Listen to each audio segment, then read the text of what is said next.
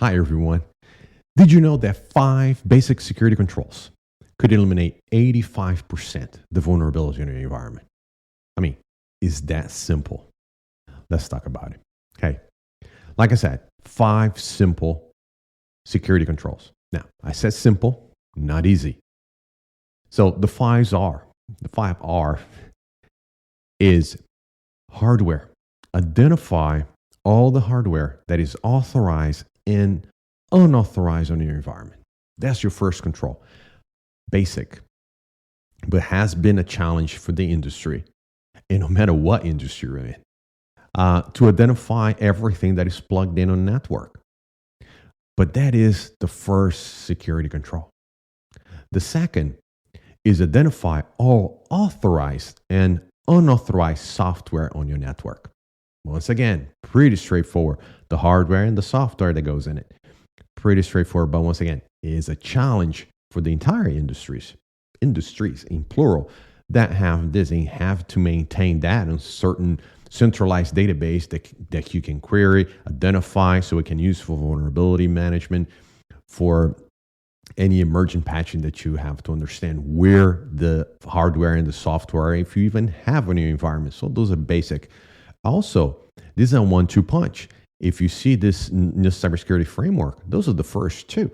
If you look into ISO 27001, they're the first two controls. Technically, ISO 27002 has the controls.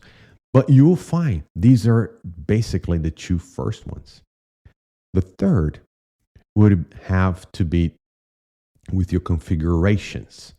Secure configuration across all the identified hardware and the identified software. So having that minimal security baseline is your third control. Understanding that the security that you put in place is still there. And you have to have a governance and oversight and compliance to make sure that it is ongoing, it's not a set it and forget it. So you need to make sure that that is in place. Those are 3 controls, right? The fourth control is continuous patch monitoring, right? Continuous vulnerability assessment, continuous patching that needs to occur. So understanding where your hardware is, where your software is, right? And also scanning those identify hardware, identify software to understand what vulnerabilities they contain. So we can use later on to identify what threats and threat actors that you are concerned with and see if any of those vulnerabilities are exploitable by those threat actors, and those basically pop up on the top of your list. Those are you're going to patch first, so you can start seeing the picture coming together, right? And the fifth and last that can reduce the vulnerability by 85% on your environment is understanding who has admin access to your devices, to your software, understanding who has that to your databases.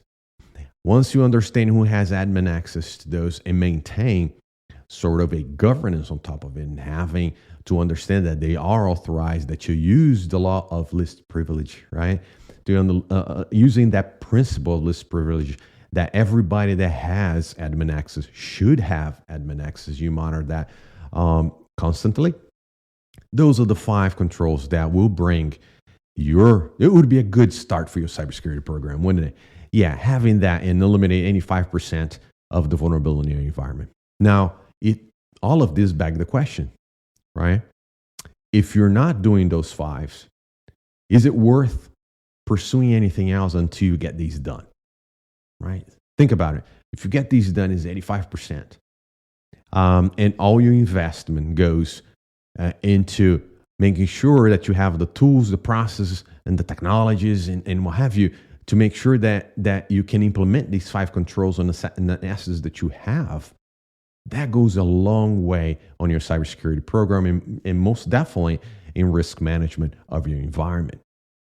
So think about it. And then later on, once you identify these critical hardware, software, you will identify your crown jewels, which ones that support the mission, the vision, and the services and products that you provide to your customer and shareholders. And you start a mission-based risk program.